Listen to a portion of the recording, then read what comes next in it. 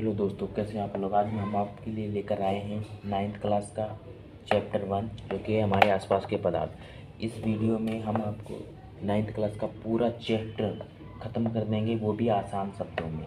तो चलिए शुरू करते हैं दोस्तों। इस चैप्टर में जो सबसे मेन चीज़ है वो है पदार्थ। ठीक है दोस्तों, सबसे इम्पोर्टेंट है कि पदार्थ। अब दोस्तों, पदार्थ क्या है तो मैं आपको बता दूं कि हर वह वस्तु जिसका द्रव्यमान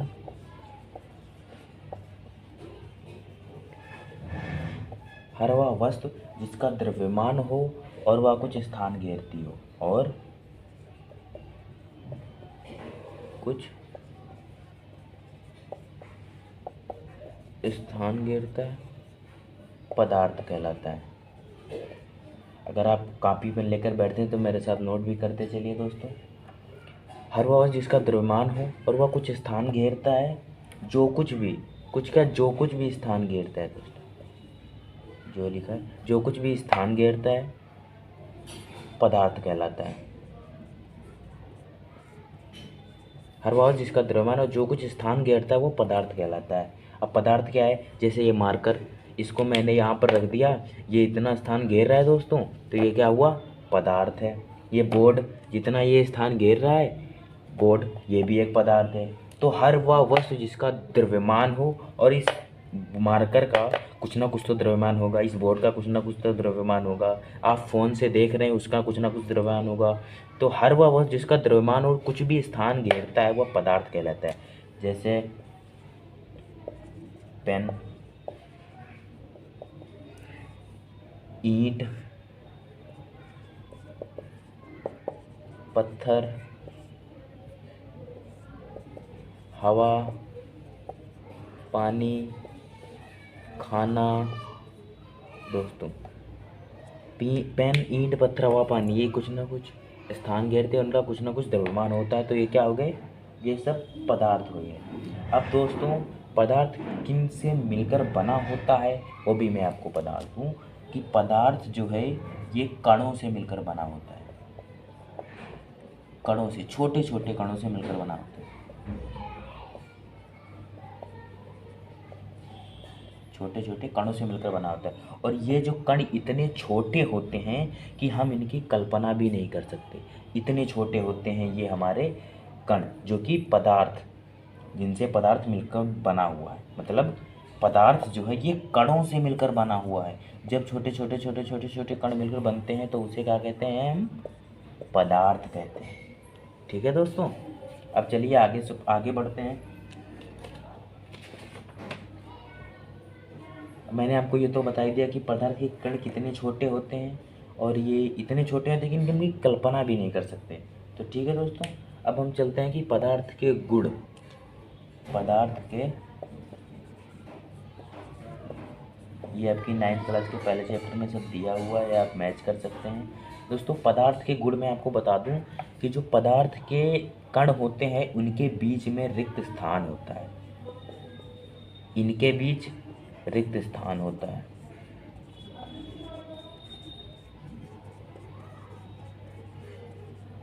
पदार्थ, अब मैं आपको आगे बताऊंगा रिक्त स्थान क्या होता है, और ये किनके बीच, सबके बीच में अलग अलग होते हैं। तो मैं आपको बताऊंगा कि रिक्त स्थान क्या होता है। ये रिक्त स्थान था, ठीक है दोस्तों, इनके बीच रिक्त स्थान होता है।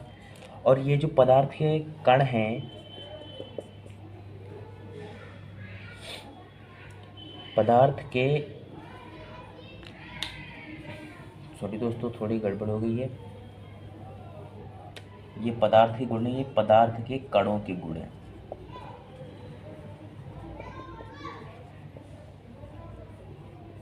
पदार्थ के कणों के, अब जो पदार्थ के कण है ना वो निरंतर गतिशील होते हैं। निरंतर गतिशील रहते हैं, निरंतर गतिशील रहते हैं। और ये जो पदार्थ के कण हैं ये एक दूसरे को आकर्षित करते रहते हैं, एक दूसरे को आकर्षित करते रहते हैं।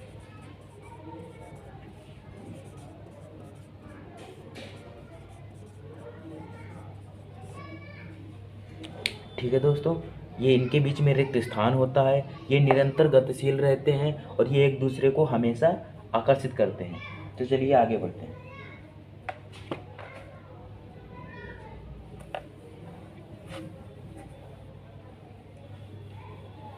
अब दोस्तों आपने पदार्थ के बारे में तो जान लिया, अब बात करते हैं पदार्थ की कितनी अवस्थाएं होती हैं। तो दोस्तों पदार्थ की जो मुख्यता है वो 3 अवस्थाएं होती हैं। क्या अवस्थाएं होती हैं? इनकी 3 अवस्थाएं होती हैं, शायद आपको पता हो। नंबर 1 होती है ठोस,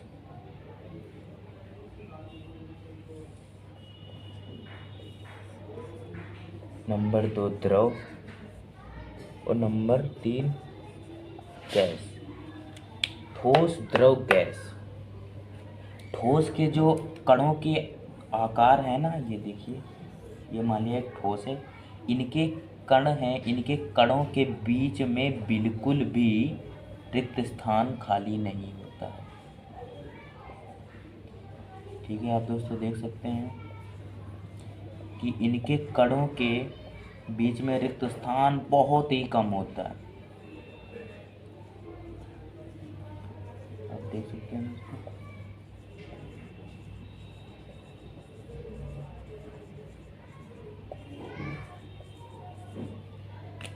ठीक है दोस्तों, इनके जो ये कण होते हैं ये आपस में चिपके होते हैं, बिल्कुल चिपके होते हैं। और जो द्रव के होते हैं, ये इनके जो कण होते हैं वो एक दूसरे से थोड़ी थोड़ी दूरी पर पाए जाते हैं, जैसे ऐसे है। ठीक है दोस्तों, ये इतनी दूरी पर मैं आपको बता दूं कि रिक्त स्थान, रिक्त में से होता है खाली स्थान। ठोस के कणों के बीच में खाली स्थान बहुत ही कम होता है। द्रव के बीच में थोड़ी थोड़ी दूरी पर ये कण पाए जाते हैं और इनके जो कणों के बीच में जो रिक्त स्थान होता है, ये आप देख सकते हैं ये कितनी दूरी पर है, बस इतना ही रिक्त स्थान होता है। और जो गैस के कणों के बीच में रिक्त स्थान दोस्तों बहुत ही दूर होता है, आप देख सकते हैं। तो ठोस के जो कण होते हैं वो आपस में चिपके होते हैं, द्रव के जो कण होते हैं वो थोड़ी दूरी पर होते हैं, और गैस के जो कण होते हैं वो ज़्यादा दूरी पर पाए जाते हैं। ठीक है दोस्तों, अब मैं आपको बताऊंगा कि ठोस और द्रव गैस की इनकी मैं आपको बता देता हूँ, इनकी विशेषताएं बता दूँ मैं आपको। ठीक है दोस्तों, तो मैं अब आपको इनकी विशेषताएं बताता हूँ।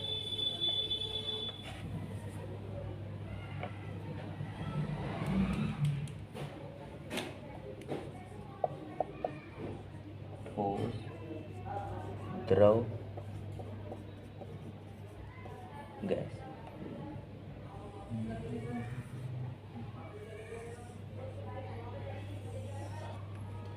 तो चलिए स्टार्ट करते हैं।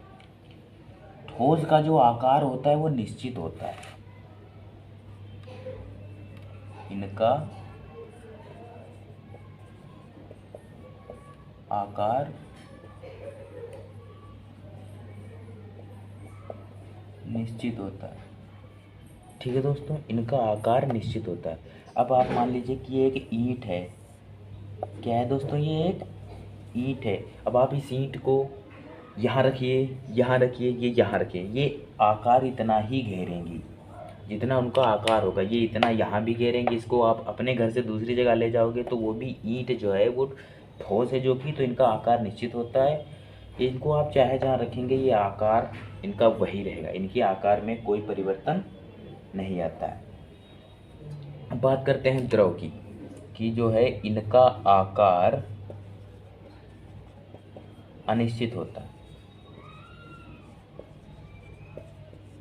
आकार अनिश्चित होता है। आप 1 लीटर पानी लीजिए और इसको कटोरे में रख दीजिए, तो उनका आकार क्या था जब तक आपने चलो आप मान लीजिए आप एक गिलास में पानी लेते हैं, ठीक है दोस्तों, और पूरा भरा हुआ है गिलास।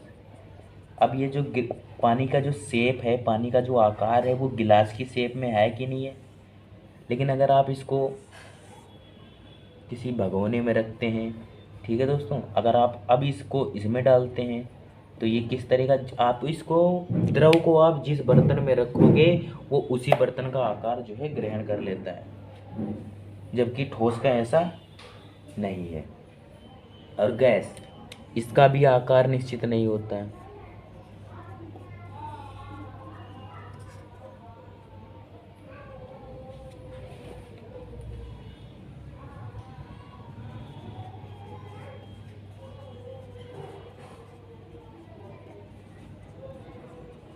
गैस, गैस को आप एक डिब्बे में बंद करके रखो तो डिब्बे के आकार का। गैस को अगर आप एक बड़े बाल्टी में बंद करके रखो या छोटी सी डिब्बी में रखो, उसका आकार, इसको भी आप जिसमें भर कर रखोगे ये उसी का आकार ये भी बना लेता है। ठीक है दोस्तों, अब बात करते हैं इसके आयतन की।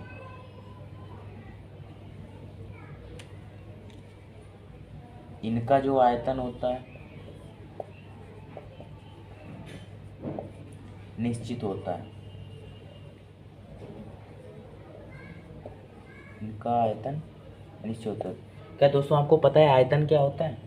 आयतन होता है किसी वस्तु का आयतन, मैं बता रहा हूँ। अगर आपको ठोस का आयतन निकालना है तो ठोस, जो वो ठोस है उसका आयतन जो है, किसी भी वस्तु का आयतन आप मान लो निकाल लो, तो आयतन होता है कि जो वस्तु जितना आकार घेरती है उसे उसका आयतन कहते हैं। ये ईंट इतना आकार घेर रही है तो ये ईंट का आयतन हो गया। ये मार्कर इतना आकार घेर रहा है, मतलब जितना आकार घेरता है वो उसका उतना आयतन है। ये मार्कर इतना आकार घेर रहा है तो ये इसका इतना आयतन हो गया। ये बोर्ड जितना आकार घेर रहा है वो उसका उतना आयतन हो जाता है। ठीक है दोस्तों, लेकिन द्रव, इसका आयतन अनिश्चित होता है। इसका आयतन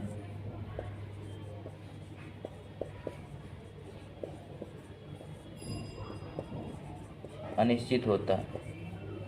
द्रव अनिश्चित, सॉरी, इसका आयतन भी निश्चित होता है। द्रव, एक गिलास पानी है, मैंने बताया ना आपको कि आयतन उस वस्तु का आयतन जितना वो वस्तु घेर रही है स्थान, वो उसका आयतन होता है। जो वस्तु जितना स्थान घेरती है उस वस्तु का उतना ही आयतन होता है। एक गिलास पानी, अब गिलास मत देखिए, पानी देखिए। पानी एक गिलास में जितना आ रहा है, मतलब मान लीजिए आप 1 लीटर पानी लीजिए, उसको आप भगोने में रखिए तब भी वो 1 लीटर ही रहेगा ना, बाल्टी में रखिए तब भी वो 1 लीटर ही रहेगा ना, आप उसको बड़ी टंकी में भरिए फिर भी वो 1 लीटर ही रहेगा। यानी उसके आयतन में बढ़ोतरी नहीं हो रही है। अब ऐसा तो है नहीं कि आप उसको बड़ी बाल्टी में रख रहे हो तो वो 1 लीटर पानी 2 लीटर में कन्वर्ट हो जाता है, ऐसा नहीं है। ना ही वो आप छोटे रख रहे हो तो वो छोटे में बन जाएगा, बड़े में रख रहे हो तो उसका आयतन ज़्यादा हो जाएगा, या उसकी आयतन मतलब आप क्वांटिटी समझ लीजिए। ठीक है दोस्तों, जो जितना आयतन घेर रहा है, जो जितनी जगह घेर रहा है, ऐसे समझ लो, जो जितनी जगह घेर रहा है वो उस वस्तु का उतना आयतन है। ठीक है, समझ गए? तो चलिए अब बढ़ते हैं गैस की तरफ। इसका आयतन अनिश्चित होता है।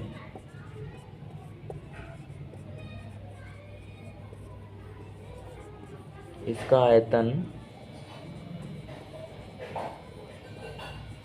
अनिश्चित होता है। वो कैसे, वो मैं आपको बताता हूँ। गैस, अगर आप गैस को एक गिलास के साइज के डब्बे में बंद कीजिए, ठीक है, आप एक गिलास के साइज में एक डब्बे में बंद कीजिए, तो ये जो गैस है ये पूरे गिलास में रहेगी। मान लीजिए आप मोमबत्ती जलाते हैं और उसकी जो धुआं होता है वो तो एक गैस होता है ना, अब उस धुएं को या गैस को आप इसमें बंद करिए तो ये पूरा गिलास टाइप जो डिब्बा है वो पूरा धुएं से भर जाएगा। ठीक है, अब इतने ही धुएं को आप एक कमरे में छोड़ दीजिए तो वो पूरा धुआं उस पूरे कमरे में फैल जाएगा। यानी अभी इस धुएं का आयतन इतना था, अब इसको आप किसी कमरे में छोड़ देते हो तो इसका आयतन कितना हो जाएगा, इतना हो जाएगा। मतलब इसके आयतन में बढ़ोतरी हो जाती है। अब इसको आप इसको अगर छोटा कर दो तो ये इतने में भी आ जाएगा, इतने में आ जाएगा। तो ये क्या है, अब इसका आयतन कितना है, मतलब ये इतना स्थान घेर रहा है तो इसका आयतन अब कितना हो गया, इतना हो गया। अब अगर इसको आप इसमें डालते तो इसका आयतन इतना हो जाएगा। तो इसके हम पता लगा सकते हैं कि गैस का जो आयतन होता है ना वो अनिश्चित होता है। ठीक है दोस्तों, गैस का आयतन अनिश्चित होता है। अब बात करते हैं दोस्तों इसके बहाव की।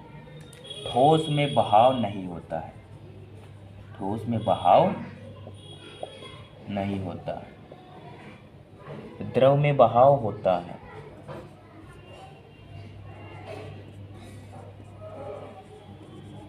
गैस में भी बहाव होता है, वो कैसे मैं भी बताता हूँ।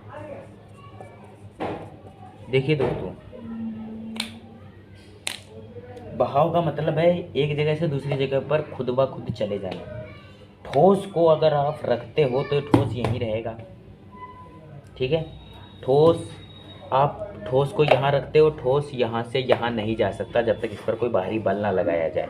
द्रव, अगर एक पानी को आप यहाँ जगह अगर रख देते हो, ग्लास से अलग कर देते हो पानी को, तो पानी बहता हुआ अलग चला जाएगा। गैस, गैस को, गैस जब पानी कभी उबलता है तो गैस खुद ब खुद इधर से उधर चली जाती है। मतलब बहाव गैस में भी होता है, द्रव में होता है, लेकिन ठोस को अगर आप जहाँ रख दोगे वो वहीं रखा रहेगा जब तक कि इस पर कोई बाहरी बल ना लगाया जाए।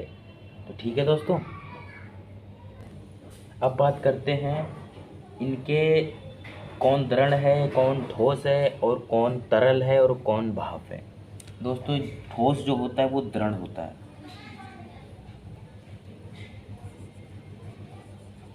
ये दृढ़ होते हैं, मतलब कठोर होते हैं। दृढ़ का मतलब ये दृढ़ लिखा हुआ दोस्तों, यानी कि कठोर, ठीक है। ये ठोस कठोर होते हैं या दृढ़ होते हैं, और द्रव ये तरल होते हैं। कैसे होते हैं दोस्तों, ये तरल होते हैं, और गैस ये भाप होते हैं। भाप, भाप होती है, ऐसे लिख लीजिए आप, ठीक है दोस्तों। अब बात करते हैं इनका परिवर्तन। ठोस को द्रव में, द्रव को गैस में कैसे बदला जा सकता है और किन किन तरीकों से बदला जाता है, तो शुरू करते हैं। ठोस, द्रव, गैस मुख्यतः दो रूप से अपनी अवस्था को परिवर्तित कर सकते हैं। जो नंबर 1 पर है वो है तापमान परिवर्तन का प्रभाव। मतलब आप ठोस, द्रव, गैस को तापमान में परिवर्तन करके, तापमान में परिवर्तन करके कर सकते हैं, ठीक है दोस्तों। ताप के परिवर्तन से, दाब के परिवर्तन से। अब इन दोनों से कैसे करते हैं वो मैं आपको बताता हूँ। जैसे मैंने लिखा ठोस, द्रव, और ये द्रव लिखा हुआ है, और गैस इधर भी लिखते हैं दोस्तों। ठोस, द्रव, गैस, ठीक है दोस्तों। तापमान के परिवर्तन से मतलब हीटिंग, टेम्परेचर। ठोस को आप गर्म करो, गर्म करो, द्रव में आप परिवर्तित कर सकते हो। ठोस को गर्म करने पर द्रव में परिवर्तित किया जा सकता है कि नहीं किया जा सकता है। अब आप बर्फ़ ले लीजिए, ठोस होता है, उसको आप गर्म कीजिए, वो पानी में बदल जाएगा, यानी कि वो द्रव हो गया। अगर आप द्रव को भी गर्म करते हैं, इसको भी दोस्तों आप गर्म करते हैं, तो आप क्या बना देंगे, गैस। आपने देखा होगा कि उबलता हुआ पानी, मतलब पानी क्या है, द्रव है, अब उसको गर्म किया जा रहा है, तो वो भाप बनकर, अगर आप उसको गर्म करते रहने दें, करते रहने दें, करते रहने दें, तो सारा पानी भाप बनकर उड़ जाएगा, ठीक है दोस्तों। तो अब ठोस, द्रव, गैस हो गया। अगर गैस है, गैस पर आप दाब लगाओगे, अब दाब कैसे लगाओगे वो मैं आपको बताता हूँ, पहले आप इसी का समझ लो। ठोस को गर्म किया द्रव में, द्रव को गर्म किया गैस में, बन गया दोस्तों। अगर अब इसका उल्टा करें, गैस को ठंडा करें, तो बन जाएगा हमारा द्रव। क्या करें दोस्तों, ठंडा करें, गैस को ठंडा करने पर बन जाएगा द्रव, और द्रव को ठंडा करने पर क्या बन जाएगा हमारा, ठोस। गैस है, गैस को आप किसी ठंडी जगह पर बंद कीजिए तो वो क्या बदल जाएगा, पानी में बदल जाएगा। और पानी को अगर आप फ्रीजर में रख दो ठंडा करने के लिए तो वो क्या बन जाता है, आपने देखा होगा फ्रीजर में रखा पानी कभी कभी बर्फ़ बन जाता है, यानी कि ठोस हो जाता है। अब बात करते हैं दाब का परिवर्तन। अब इसको तो आपने समझ लिया कि गर्म करते हैं। अब इस पर दाब कैसे लगाते हैं वो मैं आपको बताता हूँ। देखिए दोस्तों, गैस को आप दाब लगाओगे तो द्रव में कैसे बनेगा वो मैं आपको बता रहा हूँ। गैस के कण कितनी दूर दूर होते हैं, मान लीजिए आप ये एक वो है, ठीक है दोस्तों, इसमें कण है इतनी दूर दूर है कण। ये एक पिस्टन है दोस्तों, ठीक है दोस्तों, ये क्या है, पिस्टन है। अगर आप अब इस पिस्टन को दबाते हो दबाते हो दबाते हो तो ये जो एक ये यहाँ पर आ जाएगा दब करके, ये यहाँ पर आ जाएगा ये, तो हमारे कण कैसे हो जाएंगे, आप इतने सारे ये सब इसको दबाते ले आ रहे हो दबाते ले आ रहे हो, आप यहाँ पर लाकर रोक देते हो तो हमारे कण हैं ये इतनी दूर दूर पर आ जाएंगे। ये है पिस्टन, इसको दबाते ये सारे कण नीचे आ रहे हैं, तो दोस्तों यहाँ की ये सारे कण पिस्टन विस्टन सब यहाँ आ गया। अब आपका पिस्टन यहाँ पर आ गया, ये पिस्टन है आपका, ये पिस्टन, और आपका क्या बन गया, द्रव बन गया। तो जब गैस पर दाब लगाते हैं तो क्या बनता है, द्रव बनता है। ये आप देख सकते हैं कि द्रव के जो कण होते हैं वो कितनी दूरी पर होते हैं, थोड़ी थोड़ी दूरी पर होते हैं, और गैस के जो कि ज़्यादा थे इन पर दाब लगा, ये कण अंदर आ गए तो क्या बन गया, हमारा द्रव बन गया। अगर आप इस द्रव पर और दाब लगाते हैं, और ज़्यादा दाब लगाते हैं इस पर अगर आप और दाब लगाते हैं तो क्या होगा कि ये पिस्टन जो है वो और नीचे आएगा, और नीचे आएगा तो ये जो है पिस्टन, ये जब और नीचे आएगा तो हमारा क्या हो जाएगा, यहाँ तक आ जाएगा। आप यहाँ तक ला करके छोड़ दीजिए, ठीक है दोस्तों, यहाँ पर ला करके छोड़ देते हैं तो क्या होता है, ये सारे कण नीचे दब जाते हैं और बिल्कुल इनके बीच में बिल्कुल जगह नहीं बचती है। और बिल्कुल जगह नहीं बचती है वो क्या होता है दोस्तों, जब आप बिल्कुल दबा दोगे पहले तो वो बन जाता है हमारा ठोस। चलो फिर से बता देता हूँ। ये एक है हमारा, इसमें है द्रव सॉरी गैस के कण इतनी दूर दूर हैं, ठीक है दोस्तों।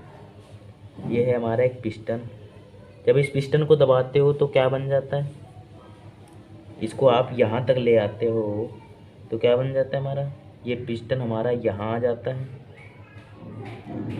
और कण हमारे इतनी दूर दूर हो जाते हैं। तो क्या बन गया हमारा, ये एक था गैस, इस पर दाब लगाया, ये कण अंदर आ गए, जिसके कण थोड़े पास पास आ जाते हैं तो वो क्या बन जाता है, द्रव बन जाता है। अगर इसको हम और दाब दें इस पर,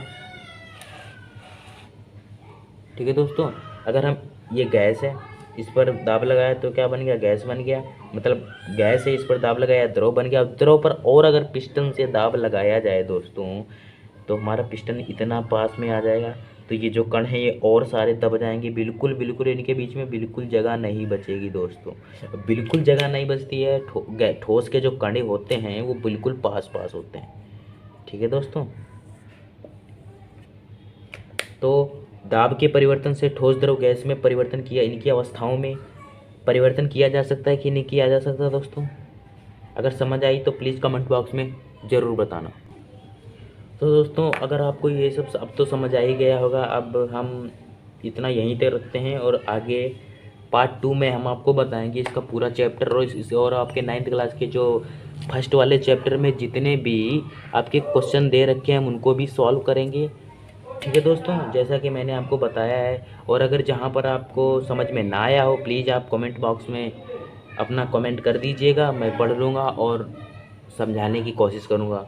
तो दोस्तों अगर वीडियो अच्छा लगा हो तो प्लीज़ वीडियो को लाइक करें, कमेंट करें, शेयर करें। हालांकि मैंने कोशिश की है बहुत समझाने की, अगर आप कमेंट में लिखते हैं कि मेरे को ये नहीं समझ आया तो मैं और पार्ट 2 में और कोशिश करूँगा दोस्तों। तो बस यही आशा है कि प्लीज़ चैनल को सब्सक्राइब कर लीजिए और वीडियो को लाइक, कमेंट और शेयर कीजिए। थैंक यू दोस्तों।